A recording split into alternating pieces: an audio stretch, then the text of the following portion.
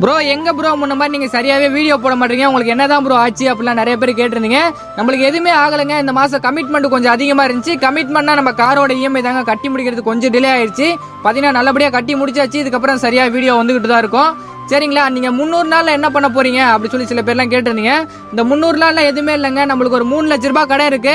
கடை வாங்கினவங்கள்ட்ட நான் பேசியிருந்தேன், டெய்லியும் 1000 ரூபாய் போட்டு விட்டுறேன் அப்படின்ட்டு. நம்மளால மொத்தமா தர முடியாது. அதை டெய்லியும் 1000 ரூபாய் கொடுத்தா கூட நம்ம எப்படியாச்சும் கட்டி முடிச்சிடலாம் அப்படின்னு தான் பேசியிருந்தேன். அவங்களும் பாத்தீங்கன்னா ஓகேன்னு சொல்லிட்டாங்க. இந்த 300 நாள்ல நம்ம டெய்லியும் 1000 ரூபாய் கொடுத்து தாங்க அந்த கடனை முடிக்க போறோம்.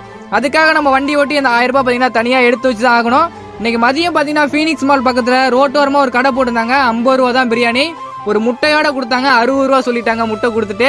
நம்ம சாப்பிடும் போது பக்கத்து கடையில பாத்தீங்கன்னா கரெக்டா மீன் வந்து பொரிச்சுக்கிட்டு இருந்தாங்க. மீனையும் போய் வாங்கிட்டேன். 30 ரூபா தாங்க மீன். சூப்பரா இருந்துச்சு. இந்த மாதிரி பிரியாணி பிளஸ் மீன் நீங்க சாப்பிட்டு இருந்தீங்கன்னா மறக்காம கமெண்ட் பண்றேங்க. புதுசா நம்ம சேனலுக்கு வந்திருக்கோம், ஃபாலோ பண்ணிக்கோங்க.